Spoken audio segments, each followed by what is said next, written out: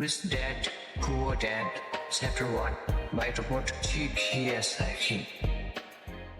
आज हम rich dad poor dad की एक बहुत ही मशहूर कहानी पर बात करेंगे। पैसों को लेकर हमारी सोच ही हमारी पूरी जिंदगी की दिशा तय कर सकती है। ये कहानी है दो पिताओं की, जिनकी सोच में जमीन आसमान का फर्क था और कैसे उस फर्क ने उनकी किस्मत बदल दी।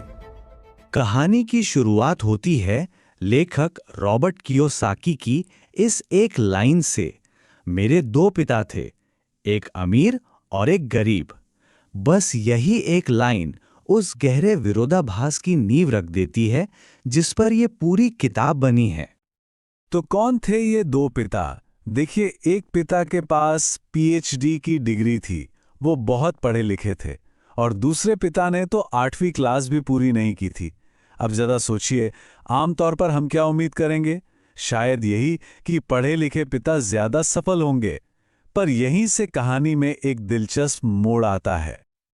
देखिए, दोनों ने ही अपनी जिंदगी में खूब मेहनत की, अच्छी खासी कमाई भी की, लेकिन उनके फाइनेंशियल नतीजे बिल्कुल अलग थे।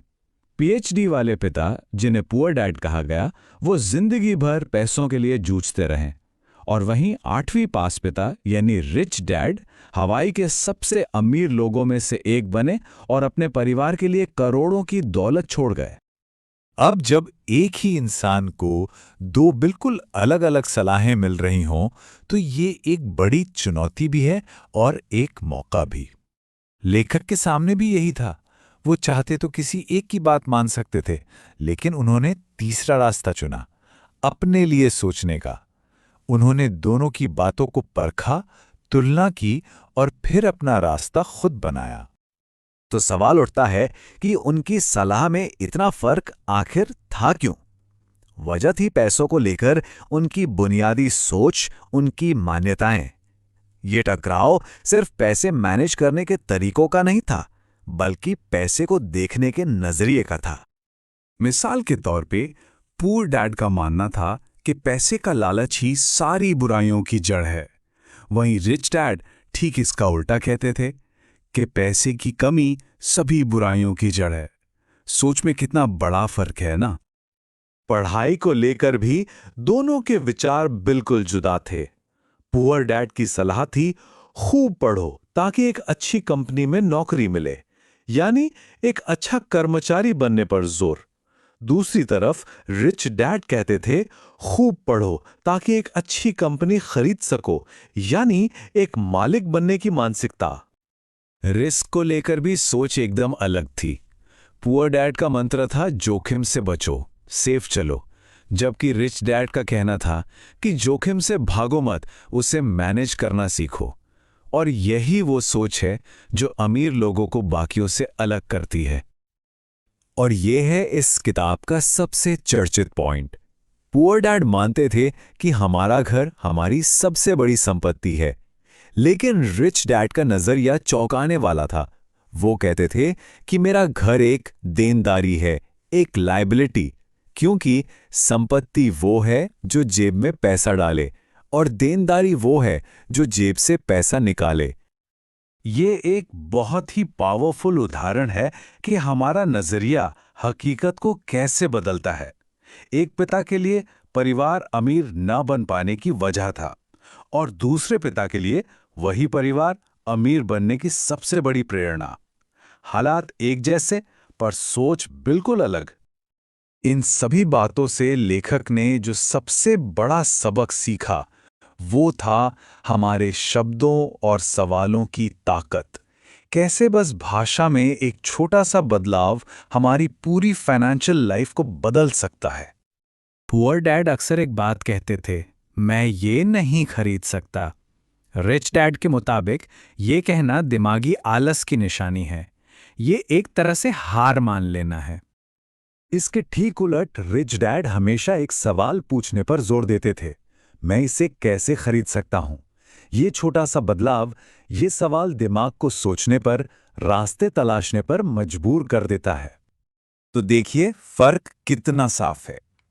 मैं ये नहीं खरीद सकता, ये वाक्य एक फुल स्टॉप की तरह है। ये दिमाग को बंद कर देता है। सोचने की प्रक्रिया को वहीं रोक देता है।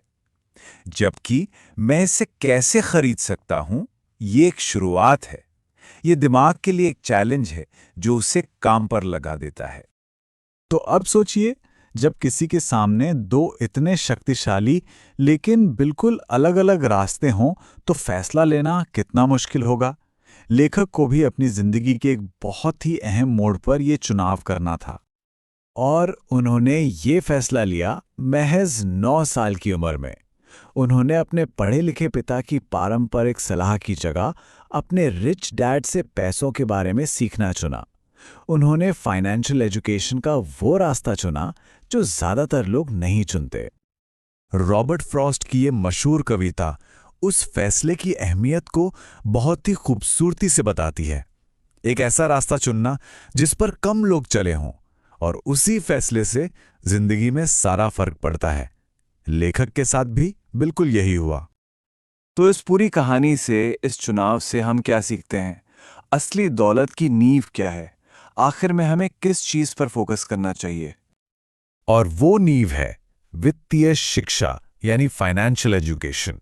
देखिए, पैसा कमाना और दौलत बनाना ये दो अलग बातें हैं। पैसा तो आता जाता रहता है, लेकिन अगर किसी के पास ये समझ है कि पैसा काम कैसे करता है, तो वो हमेशा दौलत बना सकता है। असली शक्ति पैसे में नहीं, पैसे के ज्ञान में है। और इसी फाइनेंशियल एजुकेशन के रास्ते पर चलकर लेखक ने अपने रिच डैड से 30 सालों में ये 6 मुख्य सबक सीखे, जैसे कि अमीर लोग पैसे के लिए काम नहीं करते, टैक्स और कॉरपोरेशंस की ताकत को कैसे इस्तेमाल करते हैं, और सीखने के लिए कैसे काम करते हैं। ये सबक ही इस किताब का दिल हैं। तो आखिर में ये एक सवाल है जिस पर रुककर सोचना बहुत जरूरी है।